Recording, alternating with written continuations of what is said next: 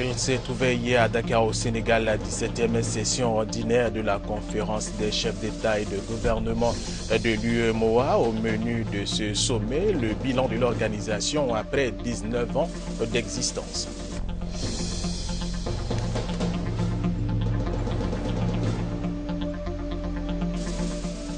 Ici à Abidjan, le Premier ministre Daniel Kablan-Duncan a reçu les représentants du groupe franco-coroen d'Oxon Bouygues. Au menu de leur entretien, l'exécution du projet de réalisation du train urbain d'Abidjan.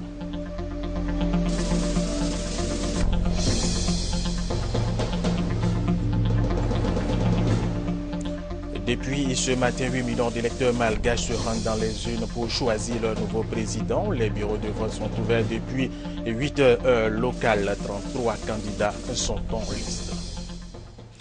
Et puis nous sommes vendredi, nous allons parler du sport et cette page sera assurée par Sibé Fatima. Mesdames et messieurs, bienvenue et merci de regarder RTI 1. Il s'ouvre ce vendredi à Dakar au Sénégal un sommet extraordinaire de la CEDEAO qui regroupe 15 pays. Cette réunion est axée sur des questions économiques et politiques, notamment le prélèvement communautaire d'intégration et les accords de partenariat économique avec l'Union européenne. Ce sommet de la CEDEAO devra accélérer le processus d'intégration économique des 15 pays membres de cette organisation. Avant ce sommet de la CEDEAO, hier toujours à Dakar au Sénégal, a eu lieu la 17e session ordinaire de la conférence des chefs d'État et de gouvernement de l'UEMOA, l'Union économique et monétaire ouest-africaine. Au programme de cette 17e session, le bilan de l'organisation et du fonctionnement de l'Union après 19 ans d'existence. Les crises dans la sous-région ouest-africaine étaient également au centre des préoccupations des chefs d'État et de gouvernement. Viviane Haïmer. Les deux crises à intervalles courts survenues au Mali et en Guinée-Bissau avaient fait craindre pour l'avenir de l'organisation sous-régionale. Le Mali qui s'inscrit désormais dans la normalité et la Guinée-Bissau qui s'apprête à son tour à organiser au mois de novembre prochain ses élections générales. Le retour de ces deux pays au sein de l'Union a été vivement félicité à l'ouverture de cette 17e conférence des chefs d'État de l'UEMOA. Les crises qui ont frappé ces deux pays, en particulier la crise au Mali qui menaçait l'existence même de ce pays, a fait prendre conscience de la fragilité des dispositifs sécuritaires au sein des États de l'Union. Nous devons accélérer la mise en place des mécanismes d'alerte et de prévention. Il est nécessaire que nous restions vigilants et solidaires, a souligné le président en exercice Faure Gnassingbé Yadema, présentant à l'ouverture du sommet les grands défis à moyen terme de l'UEMOA. Le président Macky Sall a d'ailleurs été chargé d'un chantier de haut niveau sur la paix et la sécurité au sein de l'Union. Outre le volet sécuritaire, il y a aussi la sécurité alimentaire. Quels mécanismes mettre en place pour résoudre les crises alimentaires et les prévenir? Ce chantier est déjà confié au président Mahamadou Issoufou. Un autre grand axe, le développement du secteur de l'énergie. D'objectifs à atteindre d'ici l'horizon 2030, faire accéder l'ensemble des citoyens de l'UEMOA à une énergie à bon prix. La stratégie préconisée à cet effet est de créer un marché régional de l'électricité pour la vente et l'achat de l'électricité à un prix compétitif. Un autre grand défi est l'accès de toutes les populations de l'Union à l'eau potable. La matérialisation de tous ces grands chantiers requiert des financements importants que l'UEMOA ne peut à elle seule engranger, même si l'Union connaît depuis la reprise de l'activité économique en Côte d'Ivoire une accélération de sa croissance. La mission de trouver des financements à long terme a été confiée au président de la République Alassane Ouattara. Une première table ronde des bailleurs de fonds a été organisée avec succès en 2012, une seconde édition est en préparation. Le chemin de l'intégration est long, mais l'UEMOA apparaît déterminé à sauvegarder son unité. Les 8 chefs d'État de l'Union étaient tous présents à ces assises. Revenons à Abidjan pour parler des activités du Premier ministre Daniel Kablan-Duncan. Il a reçu les représentants du groupe franco-coroen d'Oxon Bouygues. Au menu de leur entretien, l'exécution du projet de réalisation du train urbain d'Abidjan. Maïsako. La Côte d'Ivoire se modernise avec la création bientôt d'un nouveau système de transport ferroviaire. Le train urbain d'Abidjan va relier la commune d'Anyama à l'aéroport Félix Houphouët-Boigny de Port-Bouët avant de s'étendre sur Yopougon et Bingerville. Le directeur général adjoint de Bouygues Travaux Publics, Olivier Bonnet, qui conduisait une délégation du groupement d'Oxane Bouygues, est venu exposer le projet au Premier ministre Daniel Kablan-Duncan. Le projet de train urbain qui va de Anyama jusqu'à Port-Bouët constituera une colonne vertébrale de l'ensemble du plan de transport d'Abidjan et permettra de rendre des services considérables à ses habitants. En particulier, on pourra aller depuis Anyama jusqu'au plateau en une vingtaine de minutes. Aujourd'hui, ça prend beaucoup plus de temps par les systèmes traditionnels. Nous espérons avoir ainsi la possibilité de rendre un service très appréciable à plus de 300 000 Abidjanais tous les jours.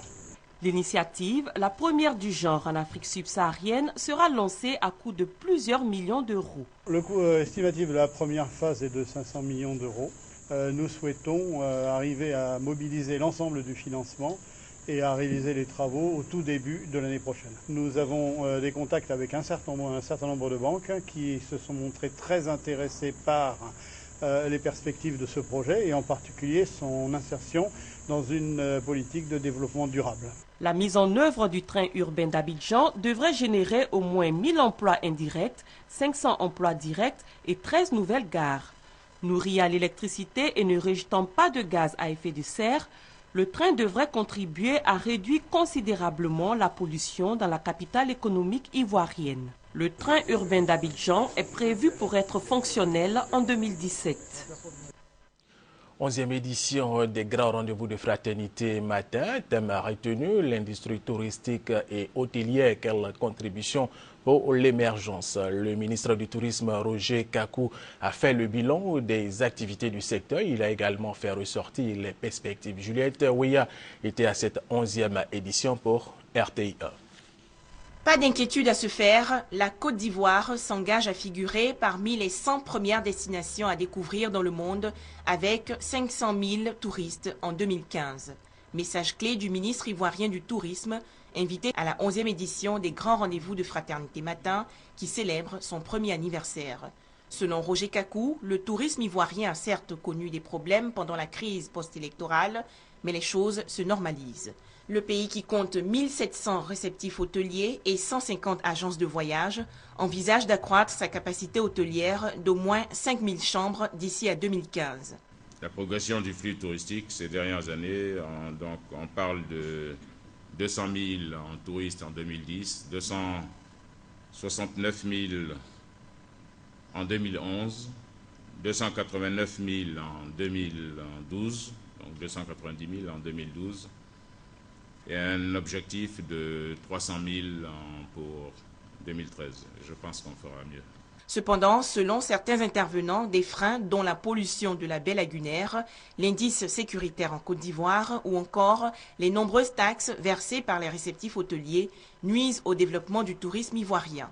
Des ébauches de solutions, dont l'harmonisation des taxes et l'exonération fiscale des réceptifs hôteliers, ont été présentées par la Fédération nationale des industries du tourisme de Côte d'Ivoire. À l'issue des échanges, le ministre du Tourisme, Roger Kakou, a signé le livre d'or des grands rendez-vous de Fraternité Matin. Autre sujet, la 44e journée mondiale de la normalisation a été célébrée autour du thème « Les normes internationales garantissent des changements positifs ». Cette journée mondiale a été l'occasion pour Jean-Claude Brou, ministre de l'Industrie et des Mines, d'inviter les opérateurs économiques et la société civile à s'approprier le terme de normes internationales. Francis Boifo.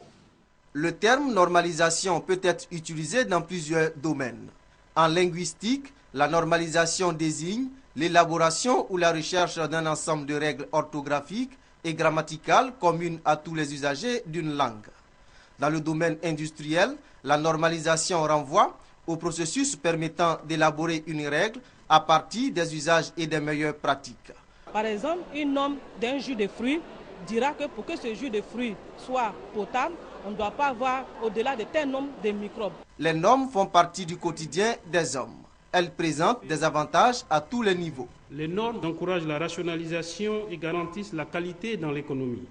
la technique, les sciences et l'administration. Mais surtout, elle protège l'environnement, la santé et assure la sécurité des hommes.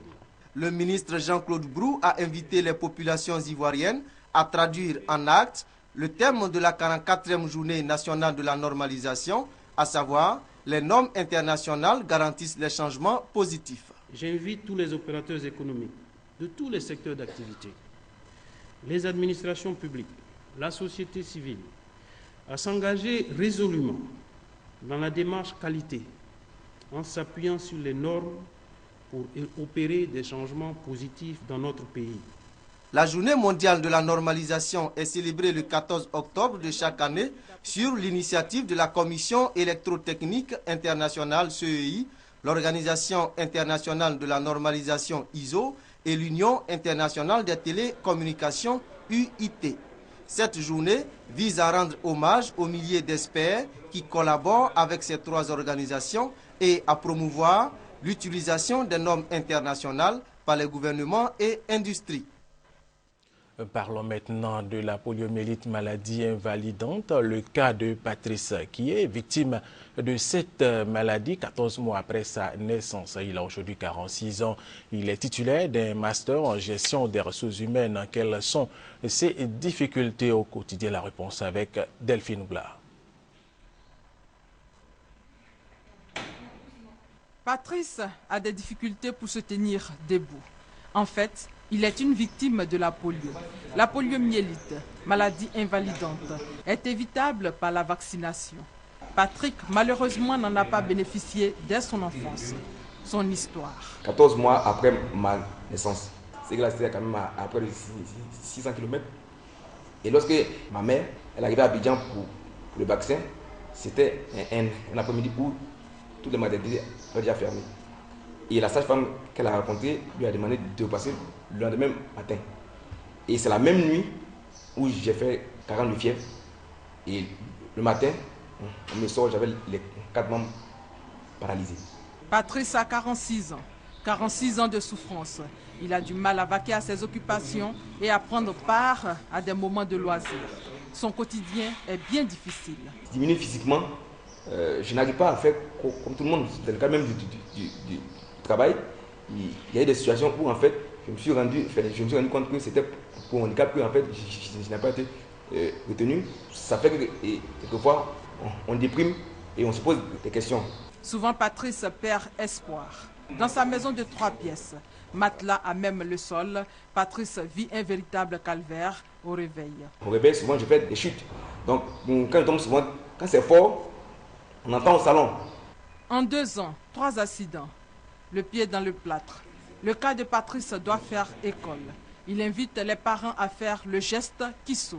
Aujourd'hui, ils ont une chance d'avoir des vaccins à disposition à tout moment. Il faudrait qu'ils puissent en profiter et mettre les enfants à l'abri. Il faut que les familles acceptent de façon spontanée de faire vacciner les enfants. Un vaccin n'est jamais de trop. La goutte salvatrice s'impose pour tous les mômes. Le 3e passage de la vaccination contre la polio. La campagne démarre ce vendredi. La cible, les enfants de 0 à 5 ans et ils sont plus de 7 millions. Depuis juillet 2011, aucun cas de poliovirus sauvage n'a été détecté sur l'ensemble des districts sanitaires de la Côte d'Ivoire. La Côte d'Ivoire est plus que jamais sur la voie de l'éradication de la poliomyélite. Mais la vigilance doit toutefois être de mise. Justement, ce reportage de Delphine Blanc nous permet de parler de la journée nationale de lutte contre la poliomyélite. La Côte d'Ivoire, l'OMS, le Rotary International et l'UNICEF organisent à partir de ce vendredi une campagne de vaccination couplée à l'administration de la vitamine A et de comprimés de déparasitants. La cérémonie officielle a lieu à Yamoussoukro. La campagne qui prend fin lundi vise à immuniser les enfants de moins de 5 ans dont le nombre en Côte d'Ivoire est estimé à un peu plus de 7 millions. Restons toujours dans le domaine de la santé. Le centre hospitalier régional de Bondoukou souffre de plusieurs maux. Au nombre de ceux-ci, l'insuffisance de médecins, la dégradation des locaux et le manque de salles d'hospitalisation. Grace Kando était à Bondoukou. Voici son constat. Centre hospitalier régional de Bondoukou. Assi Bénédicte et son bébé attendent toujours d'être reçus par le médecin. Il y a plus de 4 heures qu'ils patientent.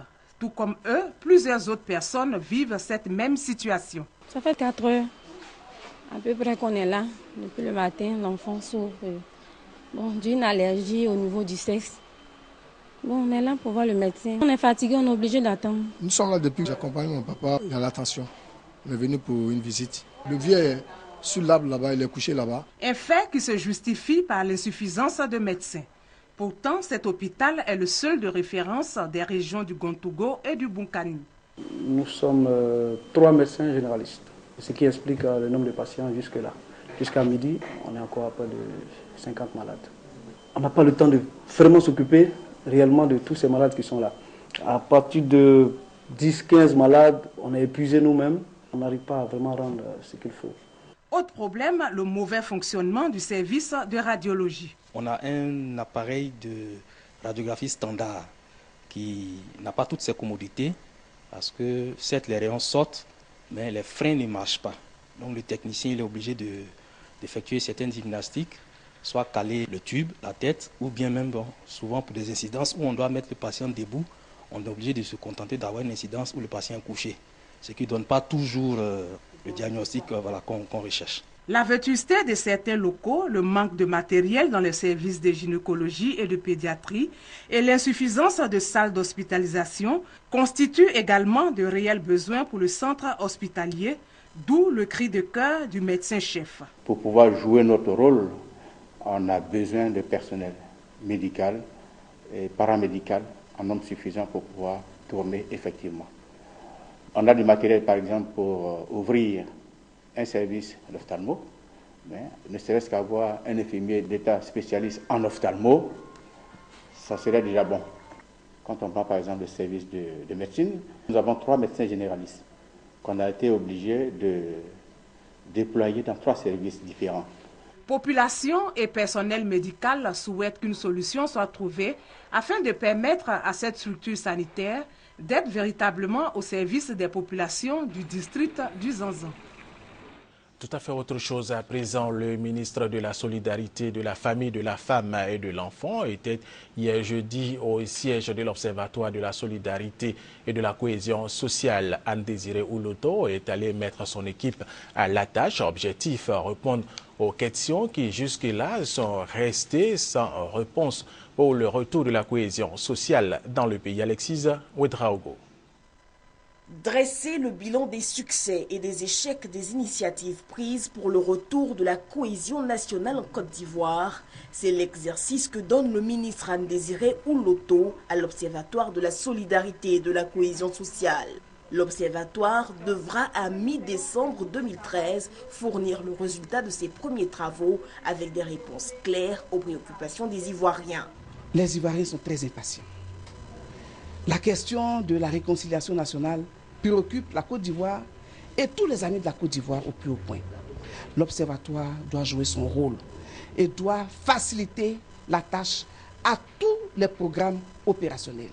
L'Observatoire doit aider le gouvernement à prendre des décisions justes et efficaces. La ministre qui était en visite de travail à l'Observatoire a exhorté les membres de la structure à être des modèles de l'Ivoirien nouveau. Si l'Observatoire est défaillant, nos activités, nos actions, nos programmes seront très peu visibles, très peu perceptibles et n'aideront pas efficacement à l'atteinte de nos objectifs. L'Observatoire, mis en route en août 2011 par le chef de l'État, devrait bénéficier d'un suivi strict en vue de sortir des résultats concrets, concertés et cohérents pour un retour définitif à la cohésion nationale. Les orphelins et enfants démunis de San Pedro et de Tabou ont reçu plusieurs kits scolaires et alimentaires. Ces dons sont de l'organisation non gouvernementale chrétien d'assistance médico-sociale de Côte d'Ivoire. Thérèse Tapeyoboué. Ce sont plus de 200 kits qui ont été remis aux orphelins et enfants démunis de San Pedro et de Tabou. Amon Jérôme, le président de l'ONG donatrice, Mouvement chrétien d'assistance médico-sociale de Côte d'Ivoire, MOCAMCI, place cette cérémonie de remise de dons sous le signe de la manifestation d'amour en faveur des enfants.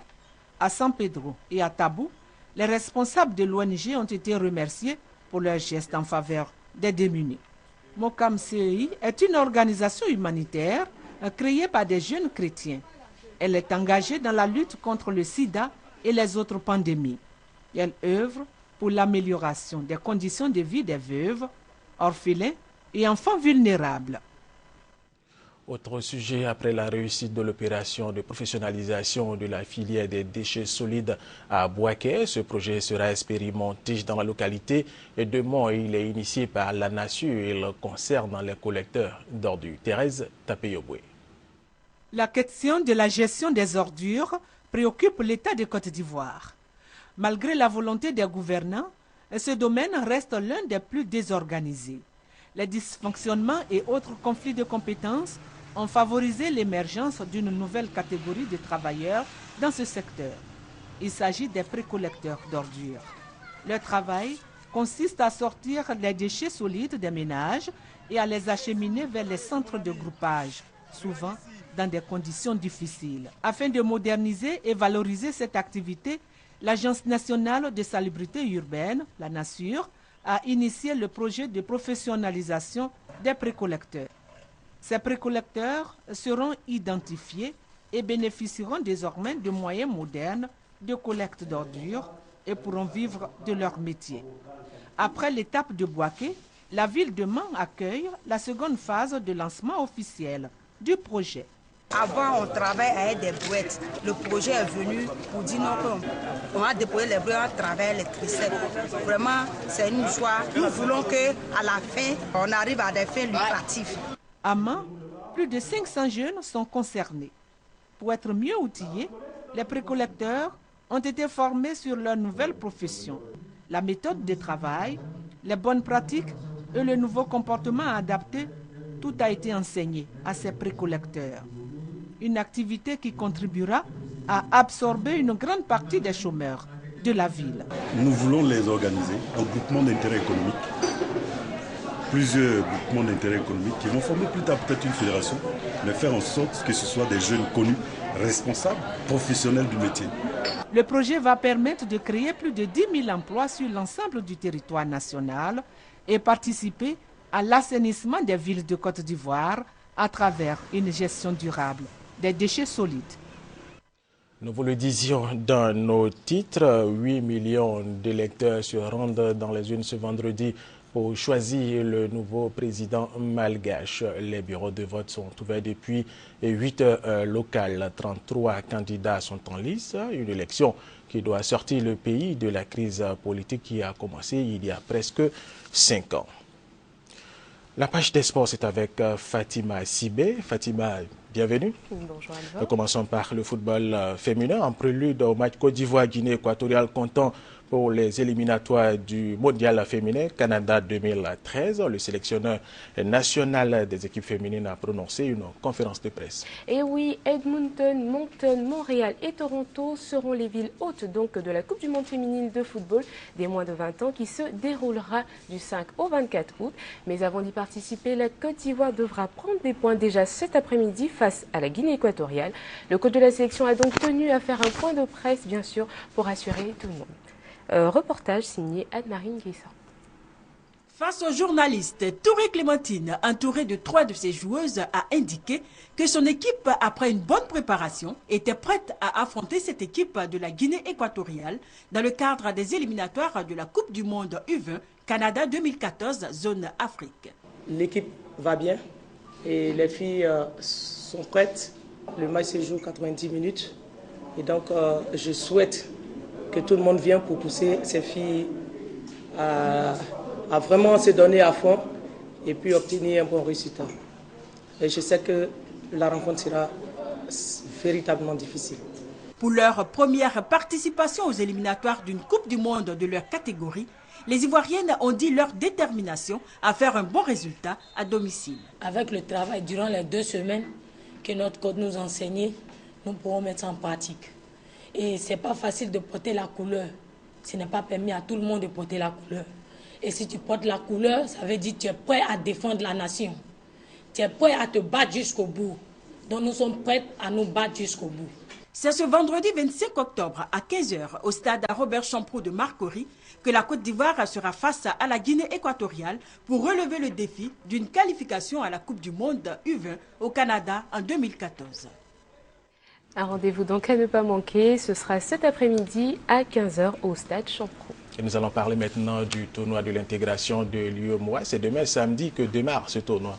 Et oui, du 26 octobre au 2 novembre, 8 nations s'affronteront pour la 6e édition du tournoi de l'intégration de l'UEMOA. Le coup d'envoi des festivités sera donné demain samedi à 13h au stade Champroux de Marcory avec en affiche les matchs Côte d'Ivoire-Togo et Mali-Burkina. Le président de la cellule de coordination de la Coupe de l'intégration a tenu un point de presse. C'était donc à la salle des conférences du ministère de la Jeunesse, des Loisirs et des Sports. C'est un reportage signé Aude Alépé. Le président de la cellule de coordination de la Coupe de l'intégration ouest-africaine, Ndir Cheikh, les présidents des sous-commissions composées de membres de la Fédération ivoirienne de football et du ministère des Sports ont à tour de rôle déroulé le calendrier des compétitions, l'organisation et le budget de la 6e édition du tournoi de l'intégration de l'UEMOA. Des joueurs locaux de 8 pays, notamment le Togo, le Bénin, le Niger, la Guinée-Bissau, le Burkina Faso, le Sénégal, le Mali et la Côte d'Ivoire, auront une semaine pour améliorer leur performance sportive dans la convivialité. Pour Ndir Cheikh, les 5 premières éditions ont été un succès et il souhaite réitérer ses retombées positives lors de la 6e édition. C'est pourquoi il tient à ce que les entrées gratuites pour les compétitions soient un atout majeur afin de rassembler les différents peuples. Ndir Cheikh et les membres de la commission du tournoi avec assurance ont confirmé le début de cette compétition ce samedi 28 octobre au stade Robert Champroux de Marcory avec une cérémonie d'ouverture suivie de 2 matchs. Lancée en 2007, la Coupe de l'intégration ouest-africaine vise à favoriser la culture de l'intégration en rassemblant les équipes nationales de football des États membres composées de joueurs locaux. Parlons à présent de Unity by Football. C'est un tournoi de football qui oppose les forces armées présentes en Côte d'Ivoire. Les équipes participantes sont au nombre de 8, entre autres la Marine nationale, l'ONUCI, la police, la gendarmerie, pour ne citer que cela. United by Football se déroulera donc du 26 au 30 novembre et est parrainé par le général de brigade Akissi Kwame. Plus de précisions avec Anja Soukrou. Un tournoi de football pour l'intégration des forces armées en Côte d'Ivoire, c'est le but de Côte d'Ivoire Unity by Football. À travers le sport roi, les forces armées présentes en Côte d'Ivoire vont se côtoyer pour renforcer la fraternité entre elles et s'ouvrir davantage à la population. Marquer l'unité entre ces différentes forces et de marquer également l'unité entre ces forces et nous, les populations civiles que nous sommes, pour qu'il y ait une véritable paix et une cohésion sociale. 8 équipes participeront à ce tournoi. La police, la marine, le BCS, l'ONUCI, la gendarmerie, les eaux et forêts, le GSPM et le 1er bataillon. Elles s'affronteront dans 2 poules. Les 4 meilleures équipes accéderont aux demi-finales. La première édition de Côte d'Ivoire Unity by Football se déroulera du 26 octobre au 30 novembre au lycée classique d'Abidjan. Et c'était un reportage de Anja Soukrou. L'ambassade d'Allemagne a décidé d'aider la Fédération ivoirienne de volleyball. Elle a remis un lot de matériel à cette fédération. Et oui, l'ambassade d'Allemagne a offert à la Fédération ivoirienne de volleyball un lot de matériel visant à contribuer au développement de sa discipline. Une cérémonie s'est déroulée au siège du Comité national olympique au de Plateau. Anja Soukrou y était. La Fédération ivoirienne de volleyball a un nouveau partenaire pour la promotion de cette discipline en Côte d'Ivoire. Il s'agit de l'ambassade d'Allemagne qui a offert un lot de matériel sportif à la fédération. Le gouvernement allemand et aussi le ministère des Affaires étrangères allemand et des associations sportives en Allemagne, c'est une bonne tradition d'avoir beaucoup de programmes avec nos partenaires dans le monde entier. 24 ballons, dont 12 de volleyball classique et 12 de beach volley, 4 filets et l'équivalent de 2 terrains de beach volley ont été remis au Comité national olympique. Le CNO s'est chargé à son tour de les remettre à la Fédération ivoirienne de volleyball. Notre politique actuellement, qui consiste à développer le volleyball au niveau des jeunes, au niveau de la Côte d'Ivoire. Donc, on commence à apprendre et il se trouve que nous avons beaucoup de jeunes qui sont déjà pratiquants et nous n'avions pas suffisamment de matériel pour satisfaire la demande. Je crois que cela va nous aider à résoudre, en partie en tout cas, ce problème-là. L'ambassade d'Allemagne ne s'est pas limitée à ce don de matériel. Depuis le lundi 21 octobre 2013, un expert allemand, Karl-Heinz Kohl, forme les entraîneurs ivoiriens au stade Robert Champroux de Marcory. Et pour terminer ce point donc sportif, la Fédération ivoirienne de boxe porte à la connaissance des boxeurs néo-professionnels et professionnels qu'ils sont tenus de s'inscrire au siège de la Fédération ivoirienne de boxe en vue de leur participation au championnat de Côte d'Ivoire. Les inscriptions ont débuté depuis le 21 octobre et s'achèveront le jeudi 31 octobre. Délai de rigueur. La fédération voudrait pouvoir compter sur une mobilisation exceptionnelle de tous les boxeurs. Voilà Elvor, c'est tout pour aujourd'hui. Merci pour toutes ces informations sportives, Fatima. Mais restez avec nous pour suivre ce reportage à Illusions perdues. Ce film diffusé par RTI 1 et qui dépeint le comportement d'un prétendu pasteur n'a pas laissé indifférent les pasteurs des églises protestantes et évangéliques. Vénance Herman Niamia. Illusions perdues est l'un des titres de plusieurs mini-séries appelées Les leçons de la vie diffusées par RTI 1. Les chefs religieux des églises protestantes et évangéliques de Côte d'Ivoire se disent indignés de l'attribution du titre de pasteur à l'acteur principal du téléfilm qui s'adonne à des pratiques d'escroquerie et de fétichisme. Une mise en scène selon eux qui jette le discrédit sur leur corporation. Les présidents de fédérations et églises reconnaissent toutefois que les religions et les milieux sociaux sont infiltrés par des aventuriers et vendeurs d'illusions qui n'ont reçu aucun appel divin et aucune formation.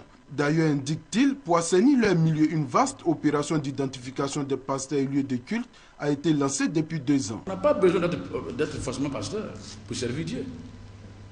À tous les niveaux où le chrétien convaincu de sa foi, né de nouveau se trouve, il peut toujours témoigner de Jésus-Christ. Alors je voudrais vous dire merci pour votre présence ici massive, et vous inviter encore une fois de vous faire identifier. Voilà, de vous faire identifier pour que nous sachions qui sont ces serviteurs de Dieu, pour qu'ensemble nous puissions travailler, nous puissions prier pour notre pays. À ce jour, 7112 pasteurs sont officiellement identifiés. Les présidents des fédérations et églises invitent la population et l'administration à exiger des individus se présentant comme pasteurs la nouvelle carte d'identification pastorale. Quant à la suite du film Les leçons de la vie, qui compte au total 104 séries, elle sera proposée comme d'habitude aux téléspectateurs tous les dimanches à 20h50. Et c'est la fin de cette édition. Merci de l'avoir suivi. Restez avec nous sur RTI 1.